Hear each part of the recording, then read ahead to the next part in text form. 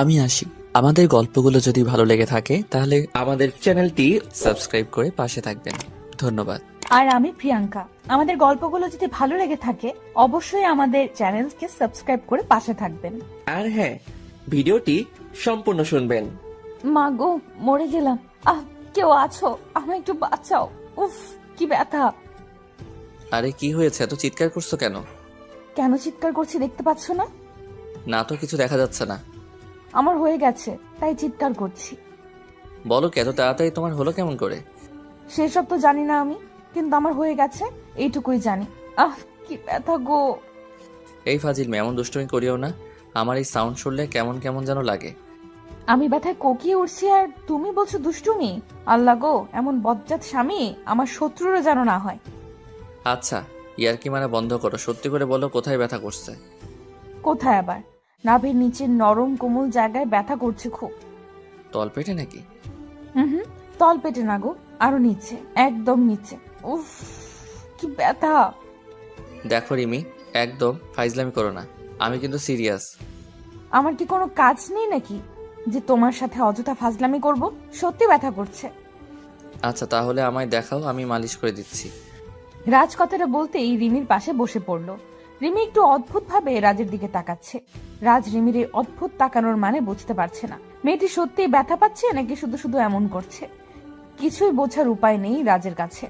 রাজ রিমির পাশে বসে রিমির শাড়িটা ধরে আলতো করে খুলে নিল। শাড়িটা খুলে দিয়ে রিমির হাঁটুর উপর তুলে দিতেই রিমি হকচকিয়ে উঠে বসে পড়ে। রাজকে উদ্দেশ্য করে বলল, কোথায় আবার? তুমি না বললে নাভির নিচের নরম জায়গায় ব্যথা করছে? ওখানেই হাত দিচ্ছি। ছি, তুমি আসলে একটা লুচ্চা লোক তো। হুটহাট করে জায়গা মতো হাত চালান করে দাও কেন? আরে আমি তো তোমার ব্যথা কমাতে চেষ্টা করছিলাম, তুমি আমায় ভুল বুঝছো। আমি তোমায় ভুল না ঠিক বুঝি। তোমার মাথায় তো সারাদিন এটাই ঘোরে, কখন একটু ধরতে পারবে, কখন একটু করতে পারবে। আমি বুঝি না ভেবেছো? আমি সব বুঝি। তুমি আমার কচুটা বোঝো, কচুটা। আমি ভালো করতে আসলাম দেখে এত কথা শুনতে হচ্ছে তো আমার। ঠিক আছে, আর ভালো করতে আসবো না। থাকো তুমি তোমার মতো, আমি গেলাম। রাজ রিমির কথায় রেগে যায়। রিমির শাড়ির আঁচলটা আবার জায়গা মতো নামিয়ে দিয়ে রিমির পাশ থেকে উঠে পড়ল সে। রিমি এতক্ষণ ধরে রাজের সাথে মজা করছিল। আসলে একটু পরেই রাজ অফিসের জন্য বেরিয়ে যাবে, ফিরবে সেই রাতে। এতটা সময় ধরে রিমি রাজের থেকে দূরে থাকতে ইচ্ছে করছে না। রিমি চায় সব সময় রাজের কাছে থাকতে, রাজের পাশে থাকতে। তাই রাজকে আটকানোর একটা বুদ্ধি পাকিয়ে রিমি এমনটা করে। প্রথমে রিমি ভেবেছে যে রাজ হয়তো রিমির কথাটা শুনে জোর করে রিমিকে আদর করবে, কিন্তু সেটা তো হলো না। বরং জনাব রেগে বোম হয়ে চলে গেল। রাজ রাগে গজগজ করতে করতে চলে যেতেই রিমি মুচকি হাসি দিয়ে রাজের পেছনে চলতে লাগলো। রাজ শাওয়ার নিয়ে বাহিরে এসছে সবে মাত্র।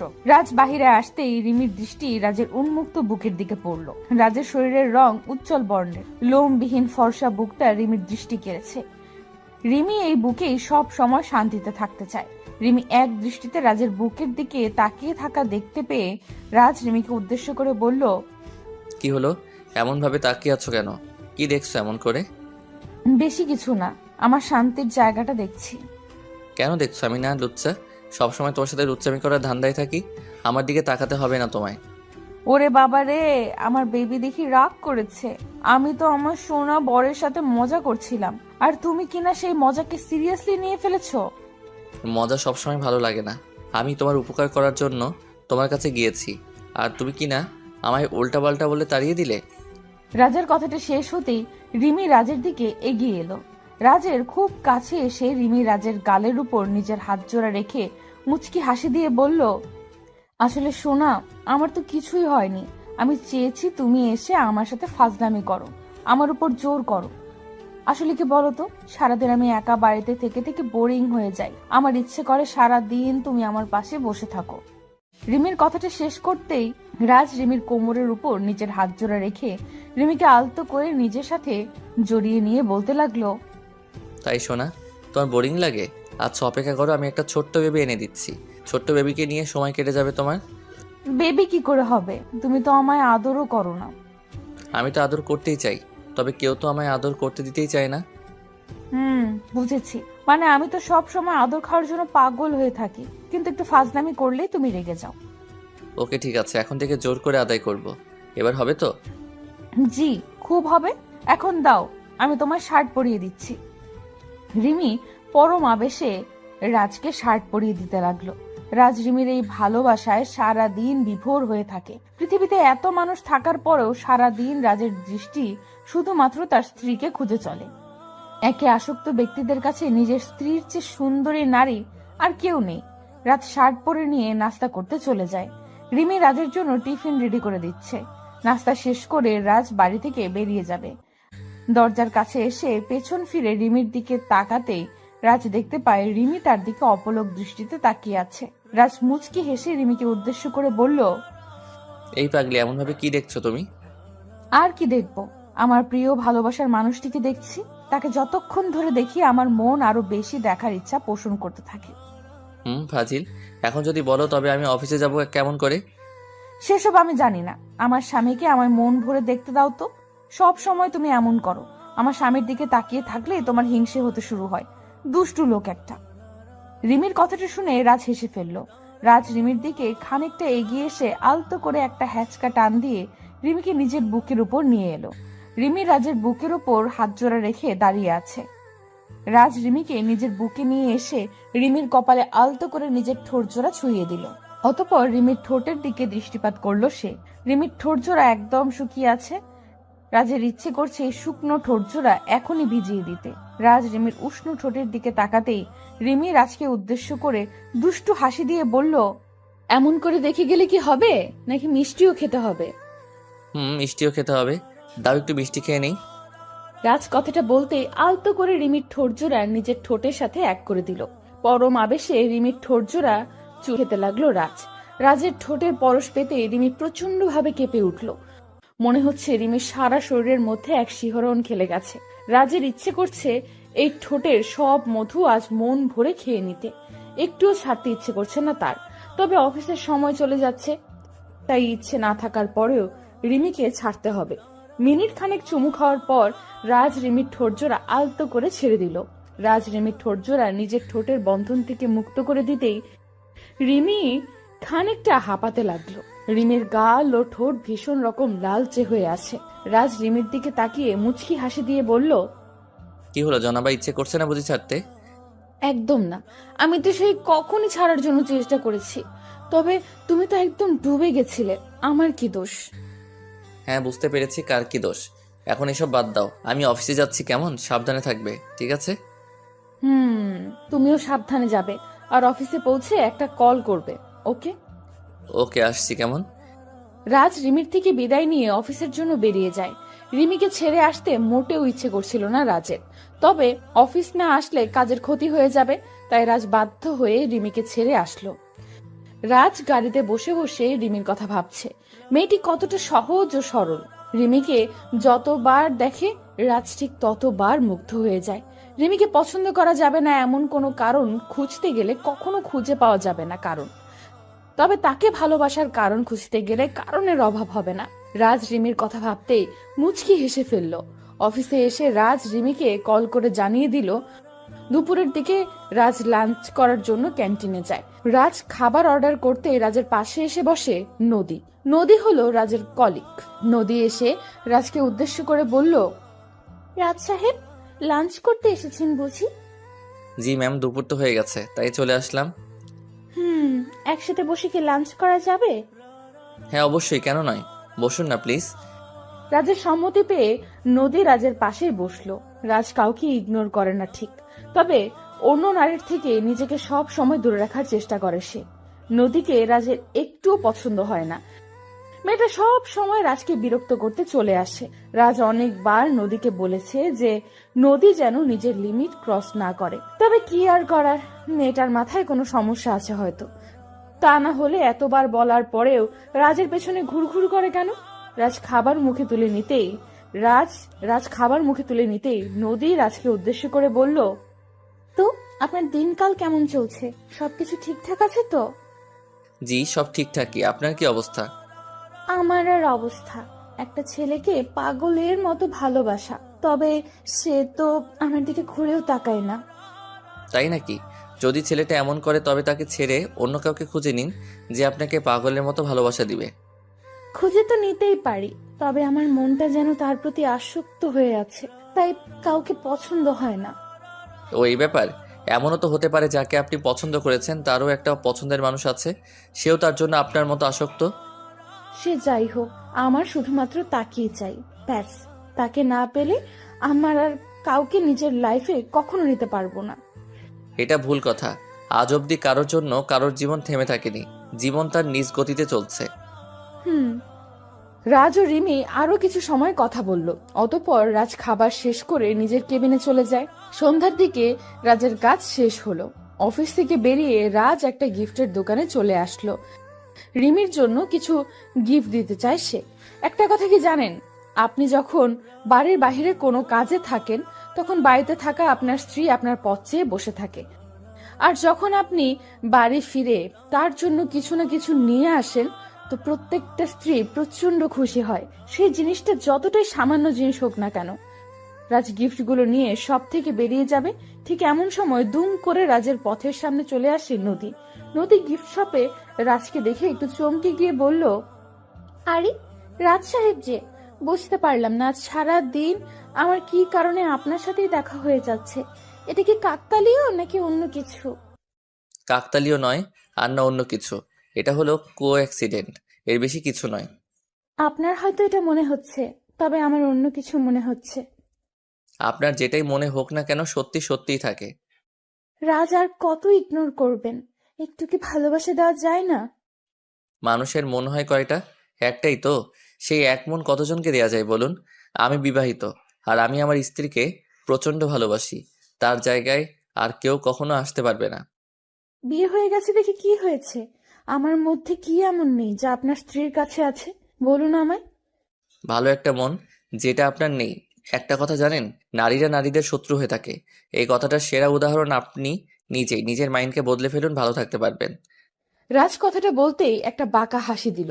অতঃপর নদীকে এড়িয়ে গিয়ে সব থেকে বেরিয়ে এলো। রাজ গাড়িতে বসে রিমির কথা ভাবছে। মেয়েটা এই গিফটগুলো দেখলে একদম বাচ্চাদের মতো করে তাকে জড়িয়ে ধরবে। আসলে ভালোবাসা কতটা সুন্দর, তাই না? নিজের প্রিয়জনের খুশির থেকে দামি আর কিচ্ছু হতে পারে না। রাজ বাড়ি এসে কলিং বেল বাজাতে রিমি দৌড়ে এসে দরজা খুলে দিল। রাজ রিমির দিকে তাকাতেই রাজের মনটা শান্ত হয়ে গেল। পাগলিটা রাজকে দেখে মিষ্টি একটা হাসি দিল। রাজ বাড়িতে এসে আর কোনো দিকে না তাকিয়ে নিজের প্রিয়তমা স্ত্রীকে নিজের বুকের সাথে মিশিয়ে নিল। রিমিও ছোট বাচ্চার মতো রাজের বুকে মুখ লুকিয়ে আদুরে গলায় বলতে লাগলো, এখন সময় হলো আসার। জানো, সন্ধ্যা থেকে শুধু অপেক্ষাই করছি কখন তুমি আসবে। তাই যান, আসলে একটু আড্ডা মারছিলাম, তাই আসতে লেট হয়ে গেছে। আর আড্ডা মারবো না। রাজের কথাটা শুনে রিমি দুম করেই চমকে যায়। রিমি রাজের বুকের থেকে নিজের মাথাটা সরিয়ে নিয়ে একটু অদ্ভুত কণ্ঠে বলতে লাগলো, তুমি জানো আমি কতটা অপেক্ষা করি তোমার জন্য, আর সেই তুমি কিনা আড্ডা মারছিলে। বেশ ভালো তো। আরে পাগলি, একটু আড্ডা না মারলে কি মন ফ্রেশ থাকে নাকি? তাই আড্ডা মেরে মুড ফ্রেশ করছিলাম। ও, আমার সাথে থাকলে বুঝি মুড ফ্রেশ হয় না? আচ্ছা, ফ্রেশ হয়ে নাও, আমি খাবার দিচ্ছি। রাজ বেশ ভালোই বুঝতে পারছে রিমি রেগে গেছে। রাজ তো রিমিকে রাগাতেই এই মিথ্যা বলেছে। রিমি ছাড়া রাজের মন আর কে আছে ঠিক করবে? রাজকে পেছনে ফেলেই রিমি সামনের দিকে এগিয়ে যেতে লাগলো। রাজ আলতো করে রিমিকে পেছন থেকে জড়িয়ে ধরে রিমির ঘাড়ে মুখ গুজে দিয়ে চুমু খেতে খেতে বলল, এই শোনা, রেগে গেছো তুমি? আমি তো তোমার সাথে মজা করছিলাম। আমি তোমায় ছাড়া আর কার সাথে আড্ডা দেবো বলো? আমি তো তোমার জন্য এই গিফটগুলো নিতে গিয়েছি, তাই একটু লেট হয়ে গেছে। মানে? তার মানে তুমি এই আড্ডার কথাটা আমায় রাগাতে বলেছো? জি, একদম তাই। তবে রে ফাজিল, দাঁড়াও তোমার মজা দেখাচ্ছি। রিমি কথাটা বলতেই রাজকে মাইর দিতে ছুটে এগিয়ে আসতে লাগলো।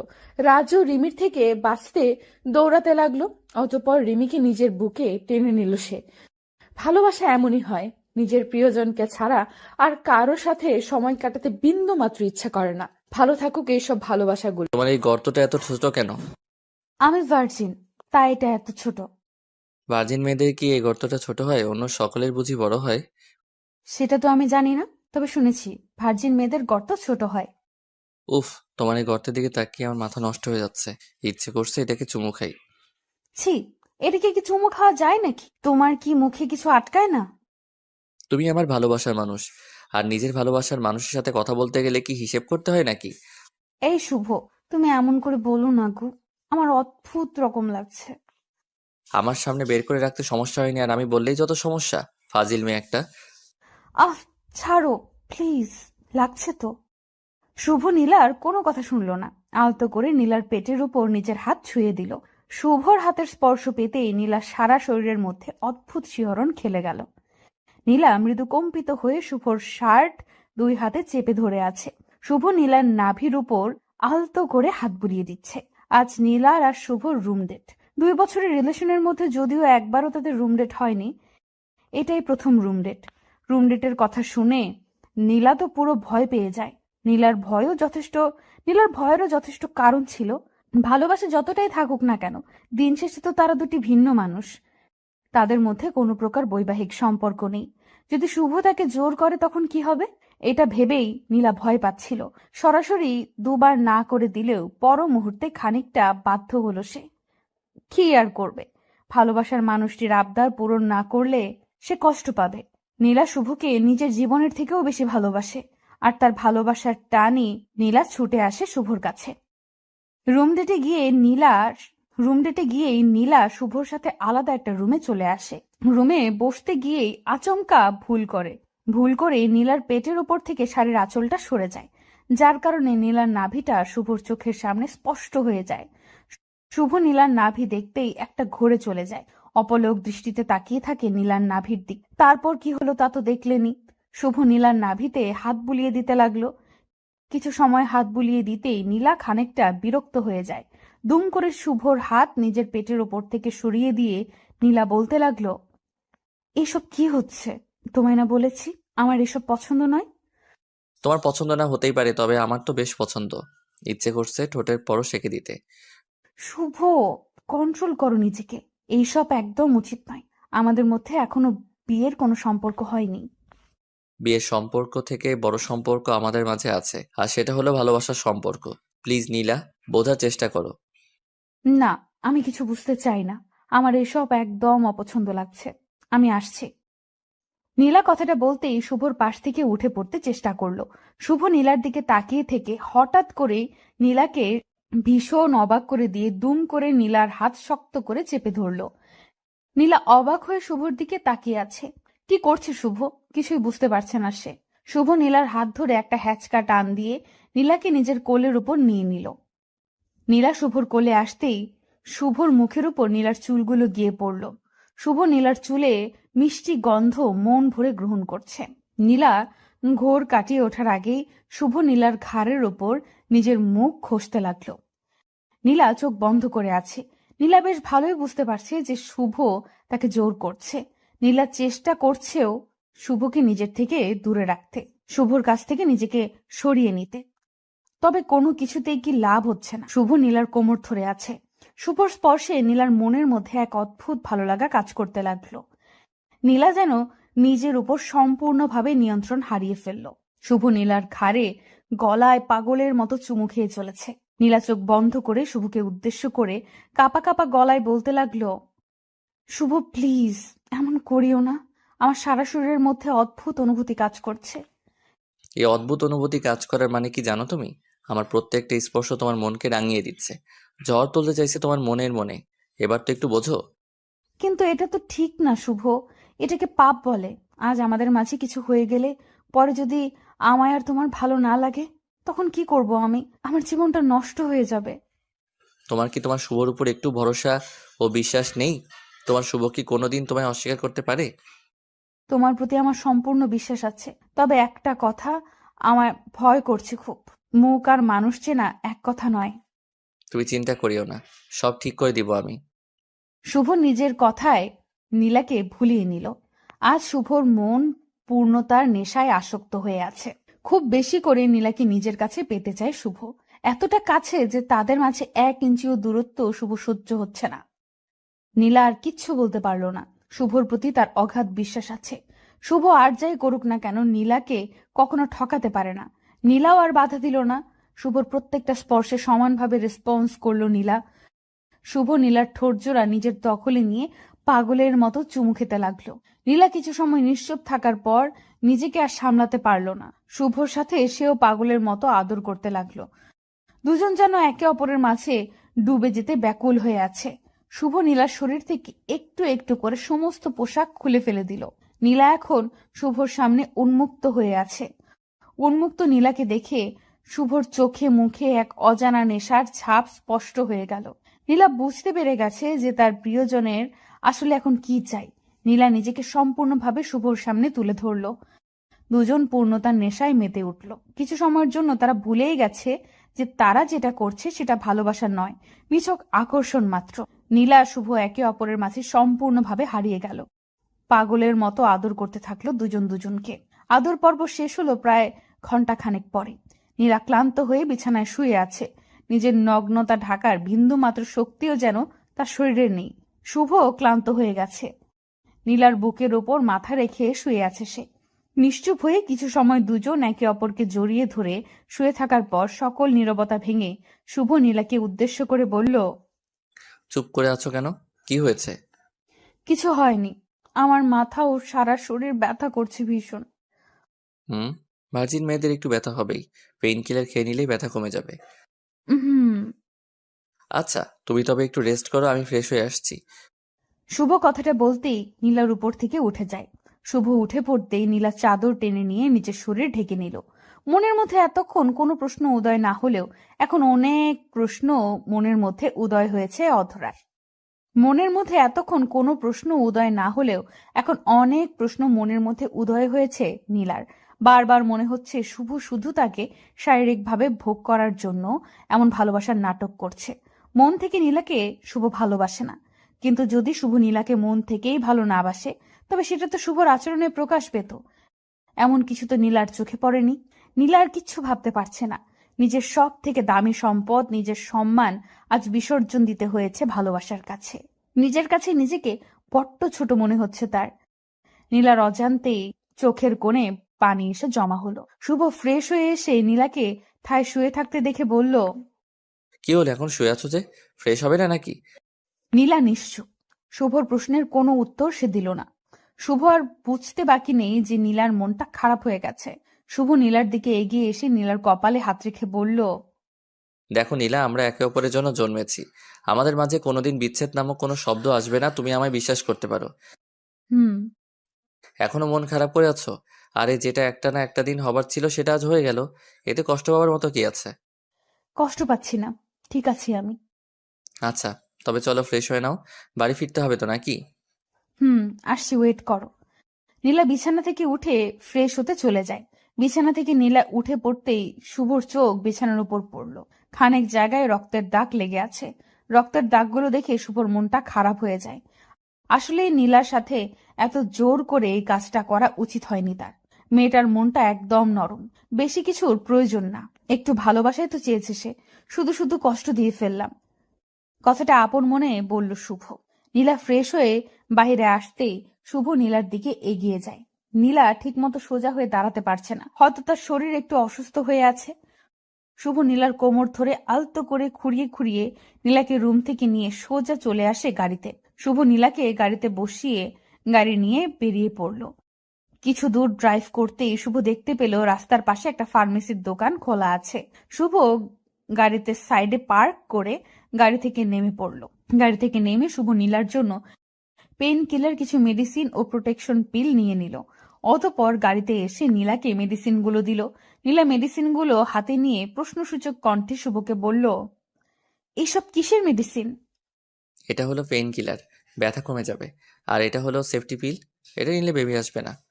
শুভর কথাটা শুনে হয়তো নীলার একটুও পছন্দ হয়নি। নীলার মুখটা ফ্যাকাশে হয়ে গেল। নীলা গম্ভীর কণ্ঠে শুভকে উদ্দেশ্য করে বলল, তার মানে তুমি চাও না আমি তোমার বেবির মা হয়ে যাই? তাই তো এই পিল নিয়ে এসেছো, ঠিক বললাম তো? আরে পাগলি, এমন না, বিয়ের পর বেবি নিব। এখন এটা সেফটি হিসেবে কাজ করবে। প্রয়োজন নেই। আমাদের ভালোবাসার কারণেই আজ যখন আমাদের মাঝে শারীরিক সম্পর্ক হয়েছে, তখন আমি চাইছি এটাই আমাদের ভালোবাসার অংশ হয়ে পৃথিবীতে আসুক। নীলার কথাটা শুনে শুভ আর কিচ্ছু বলল না। মুচকি হাসি দিয়ে নীলার হাত থেকে সেফটি পিল নিয়ে গাড়ির দরজা দিয়ে ফেলে দিল। নীলাকে উদ্দেশ্য করে শুভ মৃদু কণ্ঠে বলল, সমস্যা নেই, তোমার ইচ্ছে মানে আমার ইচ্ছে, এইসবের কোনো দরকার নেই। খুব শীঘ্রই আমরা এক হয়ে যাব, অপেক্ষা করো। শুভ কথাটা বলতেই গাড়ি স্টার্ট করলো। নীলাকে নীলার বাড়িতে ছেড়ে দিয়ে শুভ নিজ বাড়িতে চলে যায়। নীলার সাথে শারীরিক সম্পর্ক হবার পর শুভ আর আগের মতো নীলার সাথে কথা বলে না। নীলা কল করলে শুভ বারবার এক কথাই বলে, বিজি আছে সে। নীলা বুঝতে পারল না কিছু। হঠাৎ করে তার ভালোবাসার মানুষটির এমন পরিবর্তন নীলাকে ভাবিয়ে তুলছে ভীষণ। নীলার এতটুকু তো বেশ বুঝতে পারছে যে শুভ তাকে এড়িয়ে চলছে, অবহেলা করছে। তবে বেহায়া মন বারবার তার কাছেই ফিরে যায়, যার কাছে তার কোনো মূল্য থাকে না। নীলা সারাদিন ঘরের মধ্যে শুয়ে বসে কাটায়। একটু একটু করে নীলা যেন ডিপ্রেশনে আক্রান্ত হয়ে পড়েছে। একদিন দুম করেই নীলার প্রচন্ড বমি হতে লাগলো। নীলা দ্রুত প্রেগন্যান্সি টেস্ট করাতেই বুঝতে পারলো নীলা মা হতে চলেছে। নীলা বুঝতে পারছে না যে সে এই সংবাদে খুশি হবে নাকি দুঃখ পাবে, কারণ নীলার গর্ভেতেই সন্তান একটু একটু করে বড় হয়ে উঠছে। সেই সন্তানের বাবা তো তার মাকে স্বীকার করতে প্রস্তুত নয়, সেখানে এই বাচ্চাটাকে কি করে স্বীকার করবে? নীলা কিছু ভেবে না পেয়ে শুভকে কল করলো। দুবার রিং হতেই শুভ কলটা পিক করলো। কলটা পিক করতেই ওপার থেকে নীলা শুভকে উদ্দেশ্য করে বলল, শুভ, আমি মা হতে চলেছি। Wow, good news. মিষ্টি কোথায়? শুভ, আমি মজা করছি না, সত্যি বলছি। একটু আগে টেস্ট করে জানতে পারলাম। তো আমি কি মজা ভেবেছি নাকি? আর তুমি প্রেগনেন্ট, তো আমার কি হয়েছে? তোমার কি হয়েছে মানে? মাথা ঠিক আছে তো তোমার? কি সব পাগলের মতো বলছো? কি সব বলছি মানে? আমার মাথা আর আমি সব ঠিক আছে। তুমি বলো কি জন্য আমায় কল করেছো? শুভ, এই সন্তানটা আমাদের, আর এই নিউজটা আমাদের খুশির খবর নিয়ে আসছে। আর তুমি কিনা বলছো তোমার তাতে কি? ওয়েট, এই সন্তান আমাদের মানে? একদম অন্যের পাপের বোঝা আমার উপর চাপিয়ে দিবে না। এই সন্তান আমার না। শুভর কথাটা শুনে যেন নীলার পায়ের নিচ থেকে মাটি সরে যায়। নীলা অবাক হয়ে যায় শুভর কথাটা শুনে। শুভ আজ নিজের সন্তানকে অস্বীকার করে বলছে এই সন্তান তার নয়। নীলার গলা শুকিয়ে গেছে। নীলা শুকনো গলায় শুভকে উদ্দেশ্য করে বলল, তার মানে কি বলতে চাও তুমি?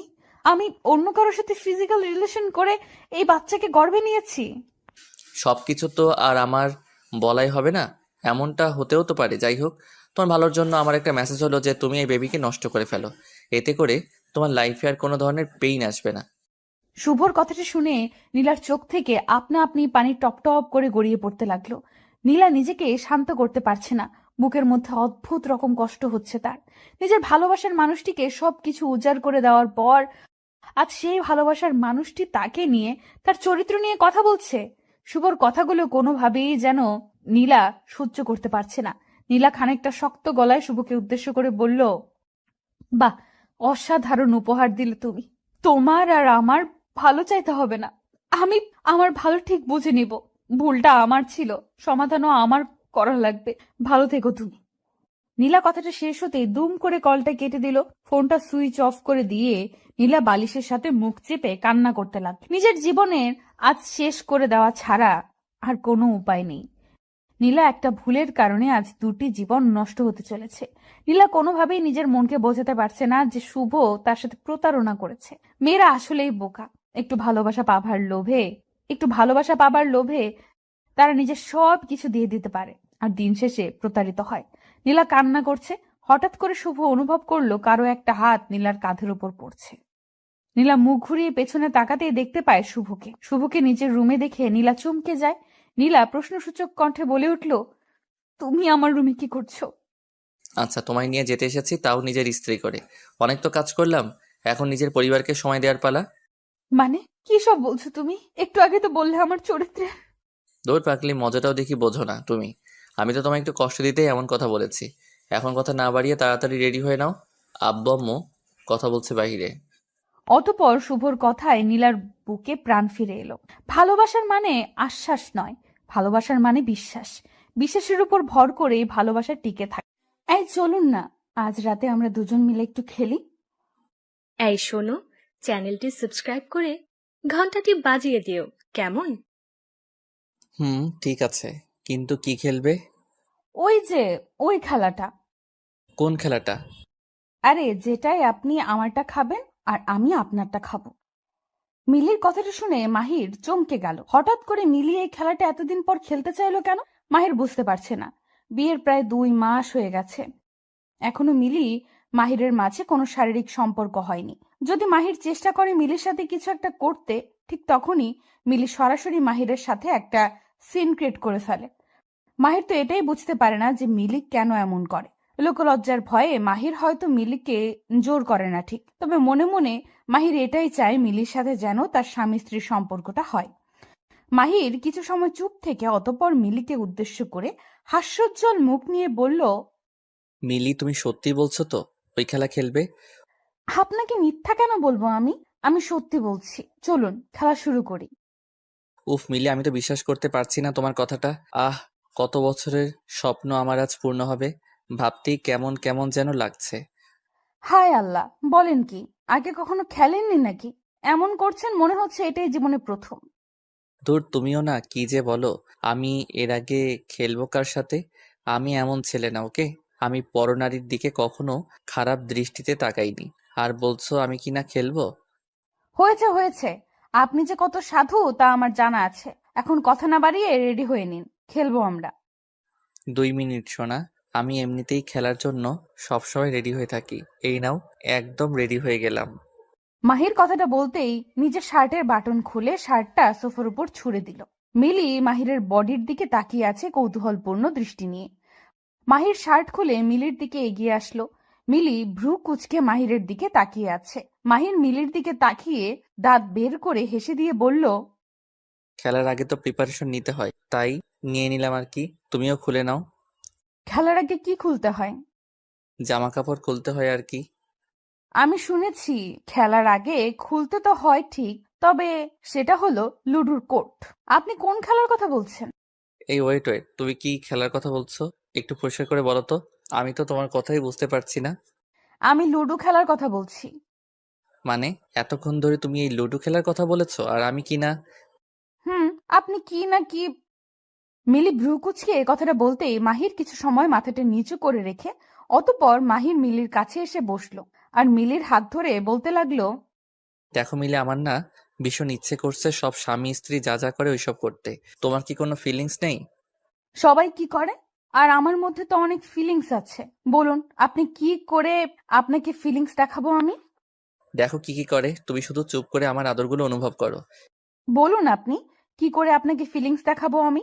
মাহির কথাটা বলতেই মিলির কোমর ধরে আলতো করে মিলিকে নিজের কাছে টেনে নিল। মিলি চুপ হয়ে মাহিরের দিকে তাকিয়ে আছে। মাহির মিলির ঠোঁটের দিকে মুগ্ধ দৃষ্টিতে তাকালো। মিলির ঠোঁটজোড়া এতটা সুন্দরভাবে মাহিরের দিকে তাকিয়ে আছে যে মনে হচ্ছে কোনো গোলাপের পাপড়ি সদ্য ফুটেছে। মাহির মিলির ওই রসালো ঠোঁটের দিকে নিজের ঠোঁটজোড়া এগিয়ে নিয়ে যেতেই মিলি দুম করে মাহিরকে সজোরে একটা ধাক্কা মেরে দিল। মিলির ধাক্কা খেয়ে মাহির খানিকটা দূরে সরে যায় মিলির কাছ থেকে। মাহির মিলির দিকে কৌতূহলপূর্ণ দৃষ্টি নিয়ে তাকাতেই মিলি রাগে গজগজ করতে করতে মাহিরকে উদ্দেশ্য করে ভীষণ কর্কশ কণ্ঠে বলতে লাগলো, ছি, আপনাকে আমি কতটা ভালো মানুষ মনে করেছিলাম, অথচ আপনিও এতটা নোংরা হবেন আশা করতে পারিনি আমি। মিলি, আমি নোংরামির কি করলাম? আমি তো তোমায় ভালোবাসি আর তোমায় আদর করতে চাইছি। এতে নোংরামি কোথায় পেলে? আপনি যেটাকে ভালোবাসা বলছেন সেটা আসলে নোংরামি। এটা আমি খুব ভালো করে জানি। পুরুষ মানুষ কাছে আসা মানেই পাপ। আপনি আমার কাছে, আপনি আমার সাথে এইসব কাজ করার চেষ্টা করছেন, আমায় পাপের ভাগী করতে চাইছেন। মানে কি সব বলছো? স্বামী স্ত্রী এইসব করবে না তো কি করবে? আর আমার বাবা মা আর তোমার বাবা মাও তো এইসব করেছে। এতে পাপের কি আছে? মাহিরের কথাটা হয়তো মিলির একটুও ভালো লাগেনি। মিলির চোখজোড়া হঠাৎ করে রক্তবর্ণ ধারণ করে নিল। মাহির মিলির ঠোঁটের দিকে তাকিয়ে ভয় চুপসে গেল। বুঝে উঠতে পারলো না যে সে কি এমন বলেছে যার কারণে মিলির এতটা রাগ উঠে গেছে। মাহির একটা ঢোক গিলে মিলিকে ভয়ে ভয়ে কণ্ঠে বলল, মিলি, তোমার চোখ জোড়া এমন হয়ে আছে কেন? আমি কি কিছু খারাপ বলেছি?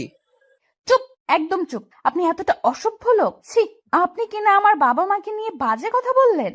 আপনি এতটা লুচ্চা একটা লোক, ছি। মিলি, কি বলছো জানো তুমি? স্বামী স্ত্রী এইসব করে, এটা কোনো পাপ না। বিয়ের পর স্বামীর সাথে কিছু করাকে পাপ বলে না, একটু তো বোঝার চেষ্টা করো। আপনি আমায় বোকা পেয়েছেন। খুন বিয়ের আগে করলে ফাঁসি হবে, আর বিয়ের পর করলে বুঝি হবে না?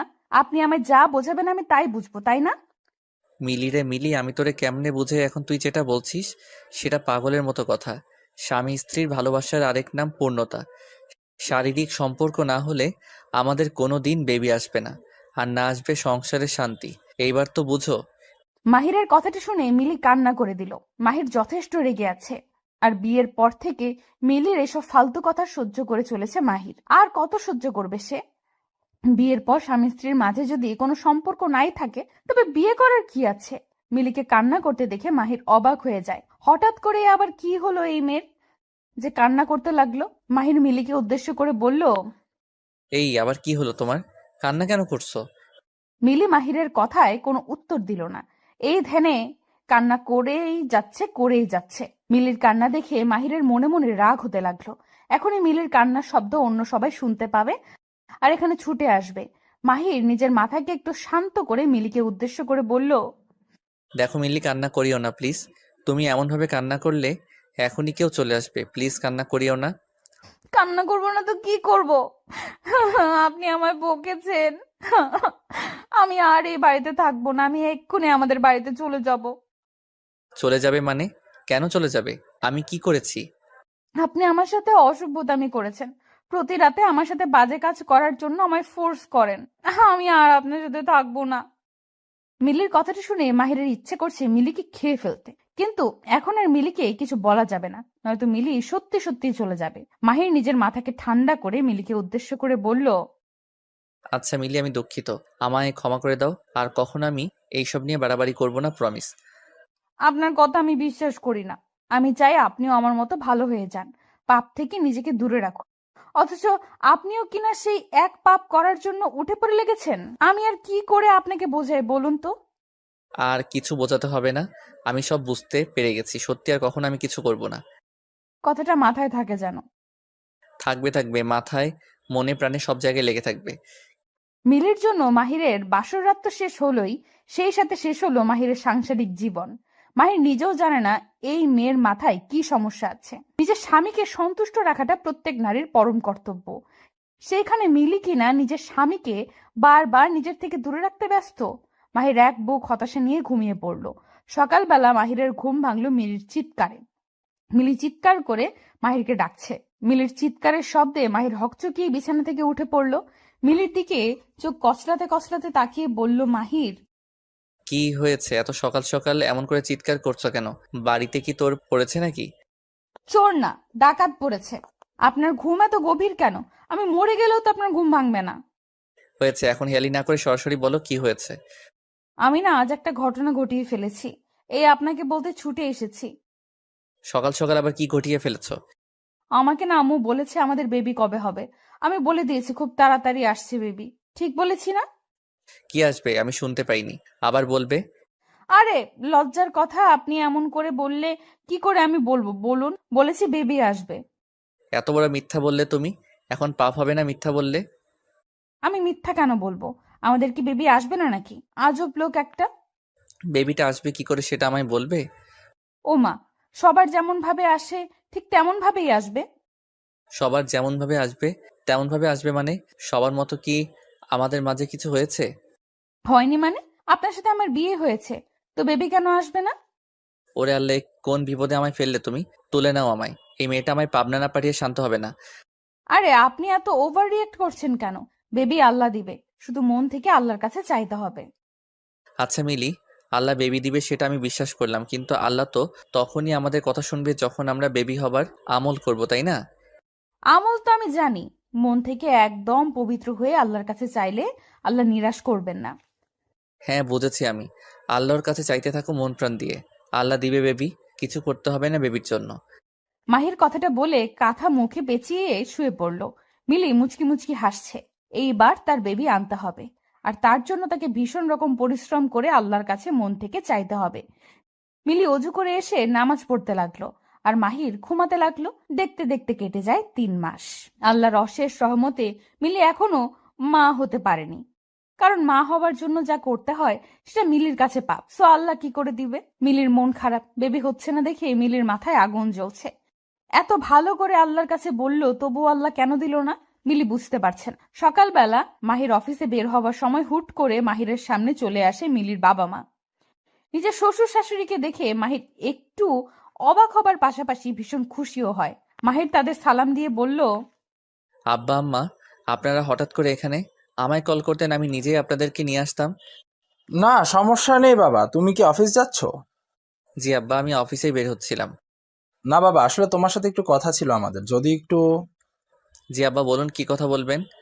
আসলে অনেকদিন হলো তোমাদের বেবি হচ্ছে না, তো আমরা চাইছি যে মিলিকে নিয়ে আমাদের বাড়ি গিয়ে দেখি কি হয়। তোমার শাশুড়িরও এই একই ইচ্ছা। আচ্ছা আব্বা, ঠিক আছে, নিয়ে যান। আমি আসছি তাহলে। ঠিক আছে বাবা, সাবধানে যাবে।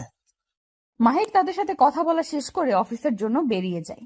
মাহির বেশ ভালো করেই জানে মিলিকে যেখানেই নিয়ে যাওয়া হোক না কেন কোনো লাভ হবে না, কারণ বেবি হবার জন্য যে দুটি মানুষকে এক হতে হয়, দুজনের মধ্যে একটা সম্পর্ক থাকতে হয়, সেটা মাহির আর মিলির মধ্যে নাই। তো কোনো কিছুতেই কিচ্ছু হবে না। মাহির অফিস থেকে বাড়ি ফিরতেই দেখতে পায় মিলি মন খারাপ করে বসে আছে। মিলিকে বাড়িতে দেখে মাহির চমকে যায় ভীষণ, কারণ মিলির তো ওদের বাড়িতে থাকার কথা, সেখানে মিলি এখনো তার বাড়িতে, তাও আবার মন খারাপ করে। মাহির মিলির কাছে এসে কৌতূহলী হয়ে বলল, মিলি, কি হয়েছে? মন খারাপ করে আছো কেন? তোমার না ও বাড়িতে যাওয়ার কথা ছিল? আমি কোথাও যাব না, আমি আপনার সাথেই থাকবো এই বাড়িতে। তা ঠিক আছে, কিন্তু কি হয়েছে? মন কেন খারাপ তোমার? মাহিরের কথাটা শেষ হবার আগেই মিলি দৌড়ে এসে মাহিরকে শক্ত করে জড়িয়ে ধরল। মাহির খানিকটা অবাক হয়ে যায় মিলির এমন কাজে। মিলি মাহিরকে শক্ত করে জড়িয়ে ধরে কান্না করতে লাগলো। মাহির মিলিকে খানিকটা শক্ত করার চেষ্টা করে বলতে লাগলো, মিলি, কান্না কেন করছো? কি হয়েছে বলো আমায়। আচ্ছা, এমন ভাবে কান্না করলে কি একটু ভালো দেখাবে তোমায়? আমায় আজ মন ভরে কান্না করতে দিন, আমি অনেক কান্না করতে চাই।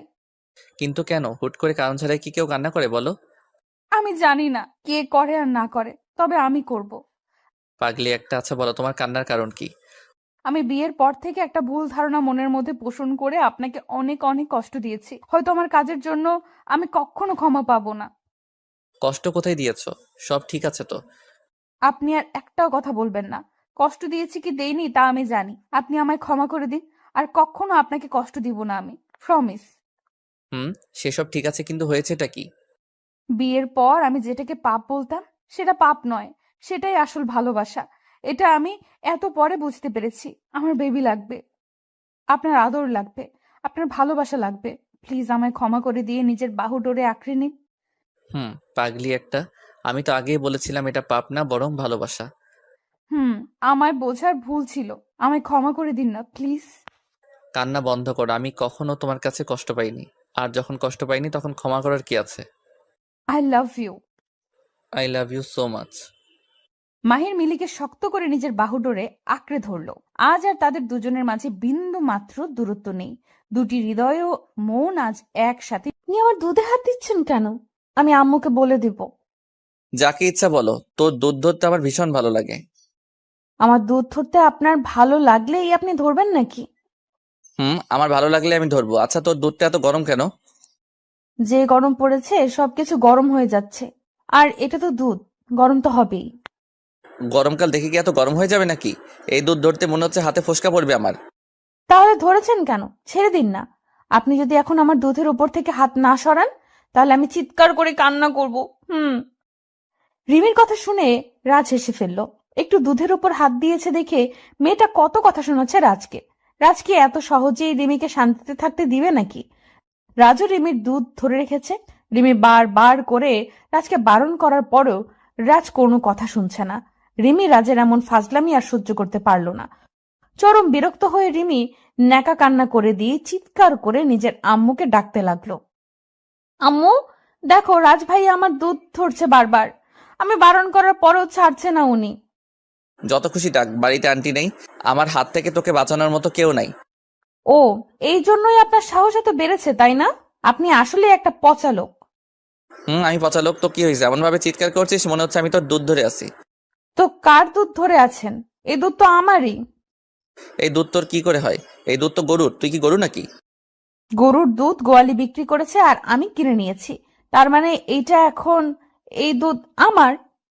ওরে কি লজিক রে! শোন, আমি গরুর দুধ ধরেছি, আর আমি এখন এটা খাবো। তুই চুপটি করে বসে থাক, তা না হলে কিন্তু তা না হলে কি? এই দুধ ছেড়ে অন্য কোনো দুধ খাওয়া শুরু করে দিব। ছি ছি ছি, এইসব কি ধরনের কথা? আপনার লজ্জা করে না এসব বলতে? এক ফোঁটাও লজ্জা করে না আমার। বেশি কথা বললে আরো অনেক কথা বলবো আমি। রাজের কথা শুনে রিমি চুপ হয়ে যায়। রাজ সময় সময় তার বাড়ি এসে তার সামনে এমন ফাজলামি করবে রিমি অনেক সহ্য করেছে, তবে আজকাল রাজের কোনো কিছুতেই সে সন্তুষ্ট হতে পারে না। হুট করে রিমিকে আই লাভ ইউ বলাই হোক বা রিমিকে জড়িয়ে ধরা, কোনো কিছুতেই রাজ দুবার ভাবে না। রাজের এমন কার্যক্রমে রিমির পরিবারও কিছু মনে করে না, করবেই বা কেন? রাজের মতো ভালো ছেলে আর কোথাও আছে নাকি? রিমির জন্য এই ছেলেটাই পারফেক্ট। রিমিকে চুপ হয়ে থাকতে দেখে রাজ মলিন কণ্ঠে বলতে লাগলো, এই রিমি, কি ভাবছিস তুই? তোকে এমন কাকতাড়ুয়ার মতো বসে থাকা দেখলে আমার একটু ভালো লাগে না। তো কি করব, নাচবো নাকি এখন? তুই নাচতে চাইলে নাচতে পারিস, আমি কোনো সমস্যা নেই। আপনার দুধ খাওয়া হয়েছে? এই তো প্রায় শেষ, কিন্তু কেন? আরো দুধ দিবি নাকি? একদম বাজে কথা বলবেন না। আপনার চোখের দৃষ্টি আমার কাছে ভালো মনে হচ্ছে না। আমি কিছু বললি তো তোর কাছে সেটা খারাপ হয়ে যায়। ভালো কথার তো আজকাল কোনো দামই নেই। আপনার এসব লুচ্চা কথার মানে আমার খুব ভালোই জানা আছে। এখন কি মিন করেছেন তা আমি বেশ ভালোই বুঝতে পারছি। তাই নাকি? সবটা যখন বুঝতেই পেরে গেছিস তবে দূরে রেখেছিস কেন? কাছে চলে আয়, একদম মিশে যা আমার সাথে। পাগল হয়ে গেছেন নাকি? এসব ফাজলামি একদম আমার পছন্দ নয়। ফাইজলামি কে করছে তোর সাথে? আমি সত্যি কথা বলছি নিজের মন থেকে। হয়েছে, এসব কথা বলিয়েন না। আপনার উপর আমি অনেক রেগে আছি। আপনি আমার দুধ খেয়ে ফেলেছেন, এখন আমি কি করব? আমি যখন তোর দুধ খেয়েছি তখন তুই আমার দুধ খেয়ে নে হিসাব বরাবর। আপনার দুধ কোথায় পাবো আমি? এই যে আমার আছে না, এইগুলো থেকে নিয়ে নে, যত ইচ্ছে তত দুধ। রাজ কথাটা বলতেই নিজের শার্ট দুটোর বাটন খুলে ফেললো। রাজ শার্টের বাটন খুলে দিতেই রিমির চোখের সামনে খানিকটা উন্মুক্ত হলো রাজের বুক। জিম করা বডি রাজের, দেখতেও সে সুদর্শন। সব দিক দিয়ে বিবেচনা করলে এক কথায় রাজ অতুলনীয়। রিমি রাজের দিকে এক দৃষ্টিতে তাকিয়ে আছে। জিম করা বডি রিমির ভীষণ পছন্দের। রিমি জিম করা বডি পছন্দ করে দেখে রাজ জিমে গিয়ে বডি বিল্ডিং করেছে। রিমি রাজের দিকে কিছু সময় তাকিয়ে থেকে নিজের চোখ নামিয়ে নিল। রিমি চোখ নামিয়ে নিতেই রাজ মুচকি হেসে রিমিকে উদ্দেশ্য করে বলল, কি হলো, চোখ নামিয়ে নিলি যে? আমাকে পছন্দ নয় বুঝি তোর? দেখুন রাজ ভাইয়া, এইসব ঠিক না। আমি আপনাকে আগেই বলেছি আমার কাছাকাছি আসিয়েন না। পরে কিছু হয়ে গেলে তার দায় আমি নিতে পারবো না। বাড়িতে তো তুই আর আমি ছাড়া কেউ নেই, কিছু একটা হয়ে গেলেও সমস্যা নেই। যেটা বিয়ের পরে পাবো তা বিয়ের আগে পেয়ে গেলেও সমস্যা নেই। আপনি কিন্তু বেশি বেশি করছেন। আমি কিন্তু এখন বাড়ি থেকে চলে যাব। কোথায় আর যাবি? দিন শেষে আমার বুকে ফিরতে হবে তোকে। রাজ কথাটা বলতেই বাঁকা হাসি দিয়ে রিমির দিকে এগিয়ে আসে। রিমি রাজের চোখের দিকে তাকিয়ে আছে। রাজের চোখগুলোর মধ্যে এক অদ্ভুত নেশা কাজ করছে। রিমি ভাবছে, রাজ আজ যদি তাকে কিছু করে ফেলে তাহলে কি হবে। রাজ এক পা করে রিমির দিকে এগিয়ে আসতে লাগলো। রিমিও রাজের দিকে খানিকটা পিছিয়ে যেতে লাগলো। রাজকে এখন ভীষণ ভয় করছে তার। এই ছেলে কি না কি করে ফেলে। রিমি পিছিয়ে যাবার এক পর্যায়ে দুম করে দেয়ালের সাথে ধাক্কা খায়। পিছিয়ে যাওয়ার পথ শেষ। রাজ রিমির কাছাকাছি আসতেই আলতো করে রিমির কোমরের উপর নিজের হাত রাখলো। রিমির কোমরে রাজের স্পর্শ পেতেই রিমির সারা শরীরে কারেন্ট বয়ে যায়। প্রবল ভাবে কেঁপে উঠল রিমির সারা শরীর। রিমি রাজকে উদ্দেশ্য করে কাঁপা কাঁপা কণ্ঠে বলতে লাগলো, এসব কি করছেন? আপনি আমার ধৈর্যের পরীক্ষা করিয়েন না। আমি কিন্তু নিজের মধ্যে আর থাকতে পারবো না। তো হারিয়ে যা না, আমি তো এটাই চাই তুই নিজেকে আমার সাথে সঁপে দিস। আর আমি তোকে অনেক আদর করি। কিন্তু এটা তো ঠিক নয়, এটা তো পাপ। পাপ পুণ্যের হিসেব কষতে আমি এখানে আসিনি। তাছাড়া আমায় তুই তোর দুধ খাইয়ে আমার মাথা খারাপ করে দিয়েছিস। এখন আমি তোকে আদর করবই করব। আমায় আটকাতে পারবে না কেউ। রাজ কথাটা বলতেই রিমিকে জড়িয়ে নিল নিজের বুকে। রিমিকে শক্ত করে জড়িয়ে ধরে রাজ রিমির পিঠের উপর হাত বুলিয়ে দিচ্ছে। রিমি রাজের প্রত্যেকটা স্পর্শে বারংবার কেঁপে কেঁপে উঠছে। রাজ রিমির এই কম্পনে নিজেকে আরো প্রবল নিঃশাক্ত অনুভব করছে। রাজ আলতো করে রিমির থুতনি ধরে রিমির থুতনি উঁচু করে দিতেই রিমি সকল লজ্জাকে সাইডে ফেলে দুম করে রাজের নিজের ঠোঁটজোড়া তারা শক্ত করে চেপে ধরলো। রাজ বিশ্বাস করতে পারছে না এটা রিমি, কারণ রিমি সর্বদা প্রচন্ড লজ্জা পেয়ে আসছে। সেই রিমি কিনা আজ নিজেই রাজের ঠোঁটের সাথে নিজের ঠোঁট এক করে নিয়েছে। কথাটা ভাবতেই চমকে যায় রাজ। রিমি রাজের ঠোঁটজোড়া নিজের দখলে নিয়ে পাগলের মতো চুমু খেতে লাগলো। রাজও উন্মাতের মতো করে রিমির ঠোঁটের ভালোবাসার পরশ নিয়ে যাচ্ছে। কিছু সময় চুমু খাওয়ার পর রাজ আলতো করে রিমির ঠোঁটজোড়া ছেড়ে দিল। রিমির ঠোঁটের মধ্যে থেকে নিজের ঠোঁটজোড়া তুলে নিয়ে রাজ রিমির বুকের উপর থাকা ওড়নাটা এক টানে নিজের হাতে নিয়ে নিল। ওড়না সরে যেতেই রাজের সামনে রিমির বুকটা উন্মুক্ত হয়ে যায়। রিমি নিজের উন্মুক্ত বুক ঢাকার বিন্দু মাত্র চেষ্টা করলো না, কারণ রিমি এটাই চেয়েছে। রাজ রিমির বুকের দিকে তাকিয়ে আছে। রিমি রাজের দিকে তাকিয়ে মুচকি মুচকি হাসছে। রাজ আর অপেক্ষা করতে পারলো না, দুম করে রিমিকে কোলে তুলে নিল সে। রিমিকে কোলে তুলে নিয়ে রাজ সোজা বিছানায় চলে যায়। রিমিকে বিছানায় শুইয়ে দিয়ে রাজ ঝাঁপিয়ে পড়ল রিমির উপর। তারপর কি হলো সেটা আর বলার অপেক্ষায় রাখে না। রিমি আর রাজ একে অপরের মাঝে ডুবে যায়। আদর করার নেশায় মেতে ওঠে রাজ। প্রায় 2 ঘন্টা পর রাজ ক্লান্ত হয়ে রিমির বুকের উপর লুটিয়ে পড়ল। রিমি রাজকে শান্ত হয়ে যেতে দেখে বলতে লাগলো, কি হলো জনাব, এতক্ষণ পর আপনার শেষ হলো? ও সরি, খুব তাড়াতাড়ি শেন হয়ে গেল তাই না? সরি। হ্যাঁ, ফার্স্ট টাইম তো, তাই আর কি। এই চুপ করো ফাজিল, এত সময় ধরে আদর করেছো, বাবা রে, আমি তো ভেবেছি আজ আর শেষ হবে না। ইচ্ছে তো ছিল না শেষ করার, একবার শুরু হয়ে যাওয়ার পর আর থামতে ইচ্ছে করে না। এমন ভাবে চলতে থাকলে তোমার জন্য 2 দিন পর পর খাট কিনে আনতে হবে। তাই হয়তো আনতে হবে। রাজ কথাটা শেষ করার সাথে সাথে কলিং বেল বেজে উঠল। কলিং বেলের শব্দ পেতেই রিমি দ্রুত জামা পরে নিল, আর রাজও জামা পরে নিল। দুজন রেডি হয়ে নিয়ে রিমি দরজা খুলতে চলে যায়। দরজা খুলতেই রিমি দেখতে পায় তার আম্মু চলে এসেছে। রিমির আম্মু রুমে প্রবেশ করতে করতে রিমিকে উদ্দেশ্য করে বলতে লাগলো, রাজ কি চলে গেছে নাকি এখনো আছে? না আম্মু, রাজ ভাইয়া এখনো রুমেই আছে। কিন্তু কেন? এমনি, ওর সাথে আমার কথা আছে। কি কথা আম্মু? সেটা তোকে বলতে হবে নাকি? রাজকে গিয়ে বল আমার রুমে আসতে। ঠিক আছে আম্মু, বলছি। রিমি নিজের আম্মুর সামনে থেকে সোজা চলে আসে রুমে। রিমির আম্মুর মুখ ভারী হয়েছিল। রিমির আম্মুর মুখটা দেখে রিমি বেশ বুঝতে পারলো যে তার আম্মুর মুড ভালো নেই। কিন্তু কি হলো হঠাৎ করে যে তার মুখ এমন গম্ভীর হয়ে গেছে? আর কি জন্যই রাজকে আলাদা ডেকেছে কিছুই বুঝতে পারলো না রিমি। রিমি রাজের কাছে এসে রাজের উদ্দেশ্যে বলতে লাগলো, রাজ, কোনো সমস্যা হয়েছে হয়তো, আম্মু তোমাকে ডেকেছে। হঠাৎ করে আবার কি সমস্যা হলো?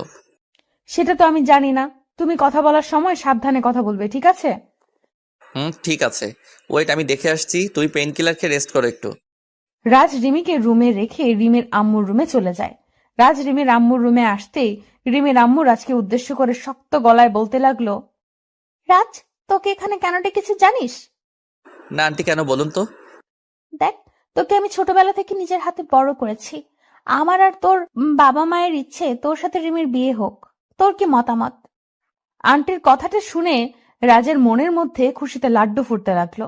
রাজ তো এটাই চেয়েছে এত বছর, যেন রিমি আর তার বন্ধুত্বের সম্পর্কটা ভালোবাসায় আর তারপর বিয়েতে পূর্ণতা লাভ করে। আজ সেই স্বপ্নটা পূরণ হতে চলেছে। রাজ খুশিতে গদগদ হয়ে রিমির আম্মুকে বলল, জি আন্টি, আমার দিক দিয়ে তো কোনো সমস্যা নেই, তবে রিমির মনের কথা তো আর আমি জানি না। এখন আপনারা যা ভালো মনে করেন তাই করেন। রিমির কথাটা জানতে চাই আমি। ওকে তো এই বিষয়ে কিছু বলতেও পারছি না। একবার বলেছে ও নাকি এসবে নাই। এখন আমি কি করে বলতো? আন্টির কথাটা শুনে রাজ চমকে যায়। রিমি যদি বলে থাকে যে তার মনের মধ্যে রাজকে নিয়ে কোনো ফিল নাই, তবে আজ যেটা হলো সেটা কি ছিল? রাজ তার আন্টিকে কিছু বলার ভাষা খুঁজে পাচ্ছে না। রিমি কি তবে তার সাথে কোনো নাটক করেছে? রাজ কিছু সময় চুপ থেকে অতঃপর বলল, আচ্ছা আন্টি, আমি রিমির সাথে কথা বলে দেখছি ব্যাপারটা, তারপর আপনাদের জানাবো, ওকে? তাই করিস বাবা। আমার মেয়েটার কোনো কথাই আমি বুঝতে পারি না। আন্টির সাথে আরো কিছু সময় কথা বলার পর রাজ রিমির রুমে চলে এলো। রিমি পেইন কিলার খেয়ে শুয়ে আছে বিছানায়। রাজ রুমে কখন প্রবেশ করেছে রিমি বলতে পারবে না। রাজ রিমির কাছে এসে রিমির পাশে বসে ভীষণ কর্কশ কণ্ঠে বলতে লাগলো, এই শুয়ে আছিস কেন? আমি আর কখনো তোদের বাড়ি আসবো না। রাজের আচমকা বলা কথাটা শুনে রিমি হকচকিয়ে বিছানা থেকে উঠে পড়ল। হঠাৎ করে রাজের কি হলো কিছুই বুঝতে পারছে না রিমি।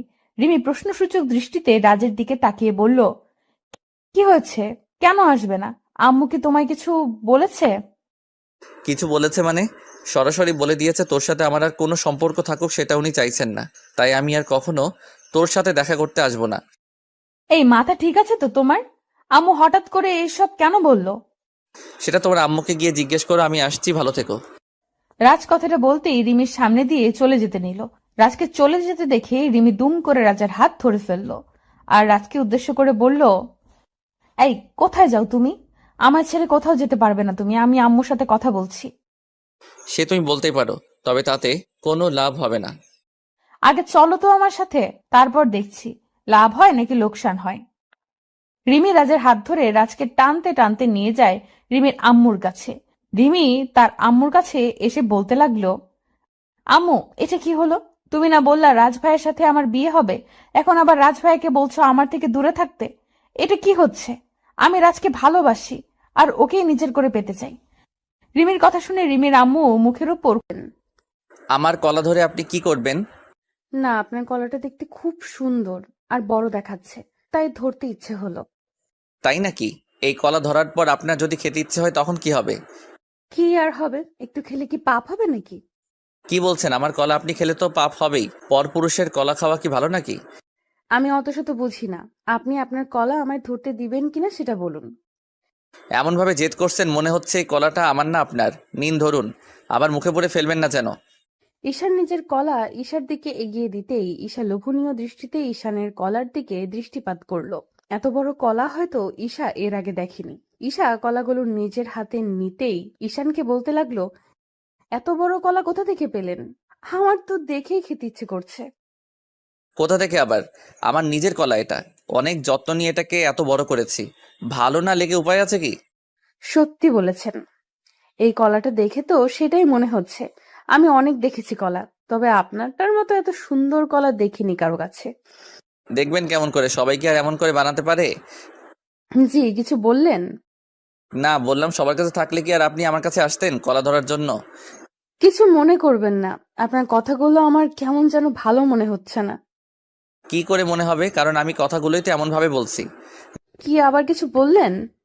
না, বললাম শুধু কি কলাগুলো পছন্দ হয়েছে নাকি কলার মালিককেও পছন্দ হয়েছে? আপনাকে পছন্দ হওয়ার কি আছে, আপনার কলাগুলোই পছন্দ হয়েছে আমার। লে, এই প্রথম শুনলাম কোনো মেয়ের কলা পছন্দ হয়, অথচ কলার মালিককে পছন্দ হয় না। এটা কোনো কথা? হ্যাঁ, এটাই কথা। আচ্ছা বলুন, আপনার কলার দাম কত? মানে আমি দুটো কলা নিতে চাই। আমি ক্রয় করে নিয়ে এসেছি কি বিক্রি করার জন্য নাকি? আমি এগুলো বিক্রি করার জন্য নিয়ে আসিনি ম্যাম। ওকে, তাহলে বলুন কোথা থেকে নিয়েছেন, আমিও নিব।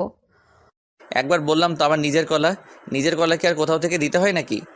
ও ঠিক আছে, আসছি তবে। ঈশা কথাটা বলতেই চলে যেতে নিল। ঈশান ঠায় দাঁড়িয়ে আছে। এত কষ্ট করে দীর্ঘ 2টি ঘন্টা দাঁড়িয়েছিল একটু ঈশার সাথে কথা বলার জন্য, অথচ ঈশার সাথে কথা বলার আগে ঈশা চলে যেতে চাইছে। এটা কি ঈশান মেনে নেবে নাকি? ঈশান ঈশার পেছন পেছন দৌড়ে এগিয়ে এসে ঈশাকে পেছন থেকে বলল, এই ম্যাম, আপনি কি রাগ করলেন নাকি? না, রাগ করার মতো কি আছে? না, কেন জানি মনে হলো আপনি রেগে গেছেন। আচ্ছা, এই কলাগুলো আপনার পছন্দ হয়েছে? পছন্দ হয়েছে বলেই তো বললাম আমায় দিয়ে দিতে। ওকে, তাহলে নিন। কত দিতে হবে? ভালোবাসার কি কোনো দাম হয় মিস?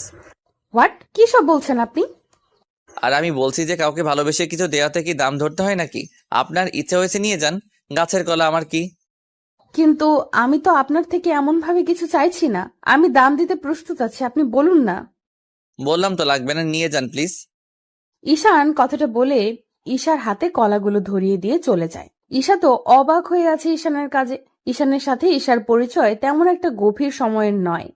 ঈশা আর ঈশান কলেজে যাওয়ার পথে একসাথে যায়, সেখান থেকেই তাদের পরিচয়।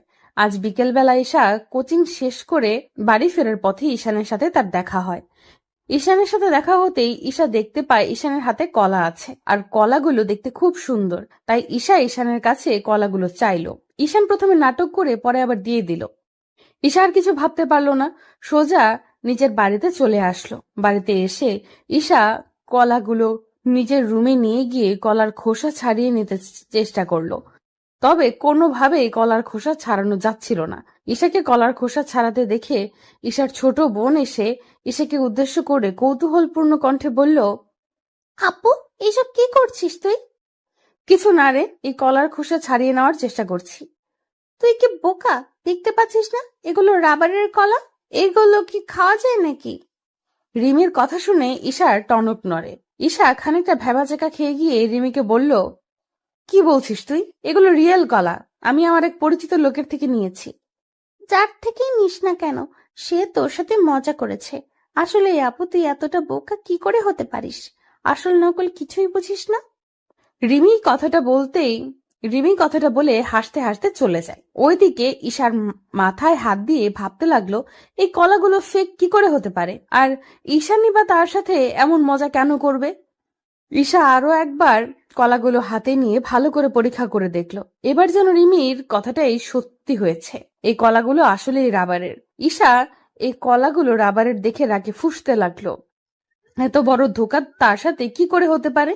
ঈশা রাগের কারণে কলাগুলো মাটিতে ছুঁড়ে মারলো। ইচ্ছা করছে ঈশার এক্ষুনি ঈশানের চুলগুলো টেনে ছিঁড়ে ফেলতে। কি অসম্ভব ছেলে একটা! এমন ভাবে কি কেউ কাউকে ধোঁকা দেয়? পরদিন সকালে ঈশা রেডি হয়ে কলেজে যাচ্ছে।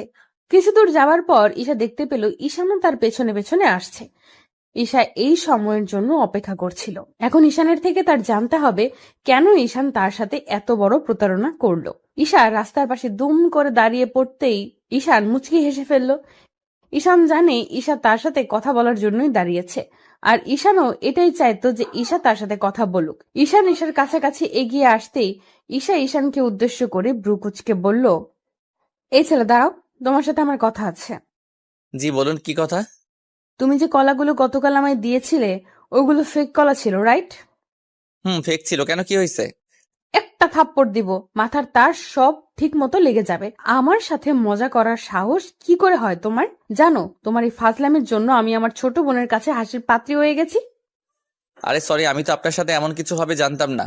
আমি তো আপনার সাথে একটু কথা বলতে চেয়েছি, তাই এমন করেছি, সরি। মানে আমার সাথে তোমার কি কথা? আসলে মানে এই ছেলে, আমার দিকে এমন ভাবে তাকাচ্ছ কেন? একদম উল্টাপাল্টা কথা বলবে না। আমার সামনে থেকে যাও, আর কখনো আমার সামনে আসবে না। কিন্তু কেন? আমি আপনার সামনে আসলে কি হবে? আর আমি আপনাকে পছন্দ করি। কাউকে পছন্দ করা কি পাপ? পাপ কিনা তা আমি জানি না, আপনাকে আমার পছন্দ নয়, তো নিজের লিমিটের মধ্যে থাকুন। ঈশা কথাটা বলতেই ঈশানের সামনে দিয়ে হনহন করে চলে যায়। ঈশান ঈশার দিকে তাকিয়ে আছে। ঈশান ঈশাকে মন থেকে ভালোবাসে, আর ঈশানও জানে ঈশাও তাকে পছন্দ করে। কিন্তু হঠাৎ করে ঈশানকে মুখের উপর না করে দেওয়ার কারণ কি? ঈশান কিছু বুঝতে পারলো না। ঈশান কলেজ শেষ করে কলেজের সামনে কিছু সময় অপেক্ষা করার পর দেখলো ঈশা আসছে। ঈশান ঈশার সামনে এসে আবারও ঈশানকে বলল, ঈশা, আমি তোমার সাথে একটু কথা বলতে চাই। আমার সময় হবে না, সরি। প্লিজ 2 মিনিট একটু কথা বলেই আমি চলে যাব, প্রমিস। তোমার প্রমিস শোনার মতো কোনো মুড নেই আমার। এমন করিও না, আমার কথাটা শোনো। তারপর তোমার যা ইচ্ছা হয় বলো, আমি তাই করব, প্রমিস। ঠিক আছে, বলো কি বলবে। আমি তোমায় ভালোবাসি, আর সারা জীবন তোমার সাথে থাকতে চাই। প্লিজ আমায় ফিরিয়ে দিও না তুমি। আমি তোমাকে ভালোবাসি না, হয়েছে কথা। আচ্ছা ঠিক আছে, আমায় শুধু এইটুকু বলো, কি কারণে আমায় ভালোবাসো না? আমার মধ্যে কি সমস্যা আছে বলো তুমি। আপনার মধ্যে কি সমস্যা তা তো বলতে পারছি না, তবে এইটুকু শিওর থাকুন আপনি আমার মতো না, সো একটু দূরে থাকাই ভালো। এটাই তোমার শেষ কথা? হুম। তবে আমারও একটা কথা আছে, শুনবে? আমি যে কোনো ভাবেই হোক তোমায় নিজের করেই ছাড়বো, প্রমিস করলাম। আমার ভালোবাসা এতটা দুর্বল না যে হারিয়ে যাবে। ওকে, অপেক্ষায় থাকলাম। ঈশা কথাটা বলতেই ঈশানের সামনে দিয়ে চলে যায়। ঈশান এক দৃষ্টিতে ঈশার চলে যাওয়ার দিকে তাকিয়ে আছে। মনকে বোঝাতে পারছে না ঈশান যে ঈশার মনের মধ্যে তার জন্য কোনো জায়গা নেই। ঈশান ঠায় দাঁড়িয়ে আছে নীরবে। ঈশানকে এমন দাঁড়িয়ে থাকতে দেখে ঈশানের বন্ধু রাজ এসে ঈশানকে উদ্দেশ্য করে বলল, কিন্তু কেন, কি হয়েছে? আর বলিস না দোস্ত। আচ্ছা আমি কি দেখতে খারাপ? কোনো নেশা করি? চরিত্র খারাপ আমার? না তো, কিন্তু কেন, কি হয়েছে? ঈশা আমায় রিজেক্ট করেছে। জানিস, ওকে প্রথম দেখে আমি পাগল হয়ে গেছি। এতটা পাগল হয়েছি যে ওকে ছাড়া আমি বাঁচতে পারবো না। সেই ঈশা আজ আমায় মুখের উপর না করে চলে গেছে। আমি কি করব বুঝতে পারছি না দোস্ত। সত্যি ভালোবাসিস ওকে? সত্যি ভালোবাসি আমি। তাহলে চাপ নিচ্ছিস কেন? তুই এক কাজ কর, তোর বাড়ির লোকেদের জানিয়ে দে, তারপর দেখ কি হয়। মানে বাড়ির লোকদের জানালে আমাকে বাড়ি থেকে বের করে দিবে, তখন আমি কোথায় যাব? ভালোবাসার জন্য মানুষ জীবনও দিয়ে দেয়, আর তুই কিনা বাড়ি চিন্তা করছিস? ছি দোস্ত। ঈশান রাজের কথার মানে বুঝতে পারলো না ঠিক, তবে ঈশাকে নিজের করে পেতে হলে রাজের আইডিয়াটা মন্দ হবে না। ঈশান সোজা নিজের বাড়ি চলে আসলো। বাড়ি এসে ঈশান কি করে নিজের বাবা মাকে এই কথাটা বলবে তাই ভাবছে। বুকের মধ্যে ভয় চুপসে গেছে তার। জীবনে এই প্রথম সে লজ্জার বাঁধ পেরিয়ে নিজের মনের কথা বাবা মাকে বলতে চলেছে। এটা তার কাছে কম কিছু নয়। ঈশান অনেকটা সময় ভাবার পর বুকের মাঝে একটু সাহস সঞ্চয় করলো। এবার তার বলার পালা। অনেকটা সাহস করার পরেও ঈশান নিজের বাবা মাকে কিছু বলতে পারলো না। কি করে বলবে? প্রচন্ড ভয় কাজ করছে তার মনের মধ্যে। ওইদিকে ঈশা বাড়ি ফিরে অপেক্ষা করছে কখন তার বাড়িতে ঈশান এসে তাকে বিয়ে করার কথাটা বলবে। ঈশা ঈশানের উপর ফিদা হয়ে গেছে প্রথম দেখায়। তবে ঈশা চায় না কোনো প্রকার হারাম সম্পর্কে জড়াতে। ভালোবাসার শেষ পরিণতি বিয়ে। ঈশা চায় ঈশানের সাথে প্রেম করতে, তবে সেটা ঈশানের স্ত্রী হয়ে। ঈশার মনটা একটু একটু করে বিচলিত হতে লাগলো। কি করে জানবে ঈশান তার বাবা মাকে বলতে পেরেছে কিনা? কিছুই যেন তার মাথায় আসছে না। কিছু সময় অপেক্ষা করার পর ঈশার বোন রিমি ঈশার রুমে এলো। রিমিকে দেখে বেশ খুশি লাগছে।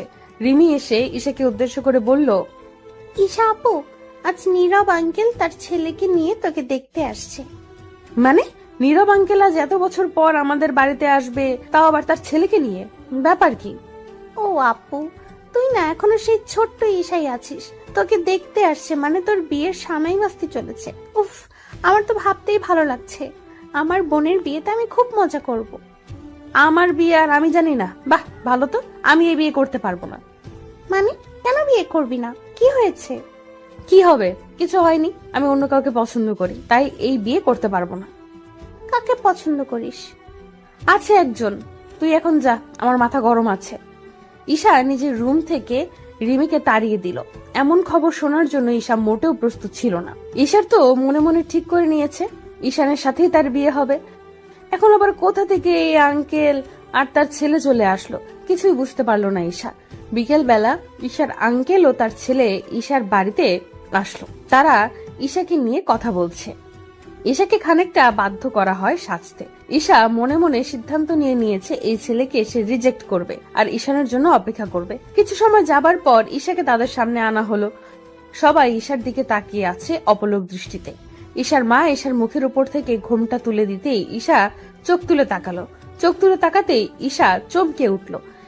এই কি দেখছে সে? নিজের চোখকেও যেন বিশ্বাস করা দায় হয়ে পড়েছে তার। ঈশা দেখতে পেল তার সামনে বসে আছে ঈশান। ঈশানকে দেখে ঈশার ঠোঁটের কোণে হাসির ছাপ স্পষ্ট হয়ে পড়ল, তবে মুখের উপর কৌতূহলী ভাবটা কাটলো না। সকলের কথা বলা শেষ হতে ঈশা আর ঈশানকে আলাদা কথা বলার জন্য নিয়ে যাওয়া হলো। ঈশা আলাদা কথা বলতে এসেই ঈশানকে উদ্দেশ্য করে বলে উঠল, এই তুমি এখানে কেমন করে? তুমি কি আগে থেকে সব জানতে নাকি? কচু জানতাম। আমিও তো জানতাম না কার সাথে আজ দেখি করতে এসেছি। আমি এখানে এসে বুঝলাম তোমাকে দেখতে এসেছি। আমার তো মাথায় কাজ করা বন্ধ করে দিয়েছে। এটা কি করে সম্ভব হলো? সত্যি ভালোবাসা এমনই হয়, পূর্ণতা ঠিক খুঁজে নেয়। আর আমি বলেছিলাম না আমার ভালোবাসা আমি পূর্ণতা দিব। বিধাতা হয়তো এটাই চেয়েছে। হয়তো বা। তো এখন বলো, ভালোবাসো কি আমায়? এখন কিছু বলতে পারবো না আমি। কিন্তু কেন? সেটা না হয় বাসরাতেই বলবো। ঈশার ঠোঁটের কোণে মিষ্টি হাসিটা দেখে ঈশানের আর বুঝতে বাকি থাকলো না যে ঈশার মনের কথাটা কি হতে পারে। যে ভালোবাসা বিধাতা নিজে তৈরি করে দেয়, সে ভালোবাসাকে তুচ্ছ তাচ্ছিল্য করার সামর্থ্য কারোরই থাকে না। প্রতিদিন ভালোবাসার নতুন নতুন গল্প পেতে চ্যানেলটি সাবস্ক্রাইব করে পাশে থাকা বেল বাটনে ক্লিক করুন।